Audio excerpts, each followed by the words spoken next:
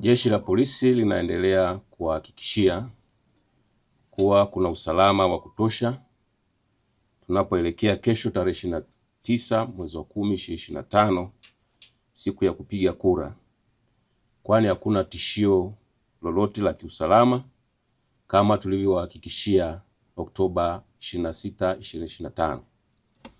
Aidha, ningependa kuwatahadharisha kuwa kuna kikundi cha watu, baada ya kuona wameshindwa kuvuruga amani ya nchi yetu, wameunda kikundi cha vijana ambao wanaandaa picha mjongeo na taarifa mbalimbali za matukio yaliyotokea siku za nyuma ambayo yalishashughulikiwa na mengine ya kutunga, ili wayasambaze kwenye mitandao ya kijamii yaonekane yametokea kipindi hiki au muda mfupi uliopita.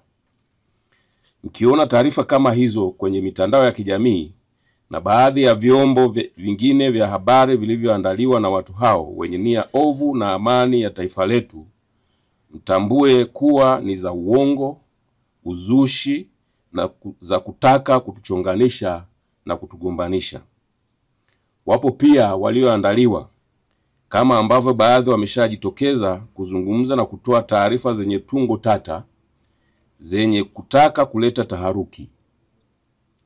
Pia wanakusanya matukio ambayo yalitokea nchi nyingine na kuyatengeneza kwa kuyawekea sauti zenye lafudhi ya Kiswahili ili yaonekane yametokea nchini mwetu, na wakati huu muhimu tunapoelekea kupiga kura kesho.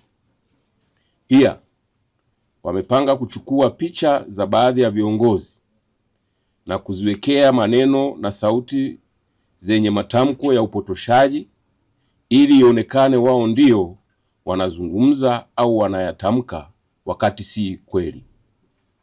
Jeshi la polisi, wakati linaendelea kuwafuatilia ili liwatie nguvuni kwa mujibu wa sheria, linatoa rai kwa wananchi, mtakapoona au kutumiwa picha mjongeo na taarifa kama hizo au vipeperushi na mengine yanayofanana na hayo, muyapuuze, kwani yameandaliwa kwa nia ovu ya kiuhalifu kwa lengo la kutaka kuleta taharuki kwa wananchi. Aidha, mkitumiwa taarifa kama hizo, msizisambaze, kwani kufanya hivyo ni kosa la jinai kwa mujibu wa sheria ya makosa ya kimtandao. Badala yake mzifute. Mkumbuke, taarifa sahihi zinazohusu jambo lolote zitatolewa na mamlaka zenye wajibu wa kufanya hivyo.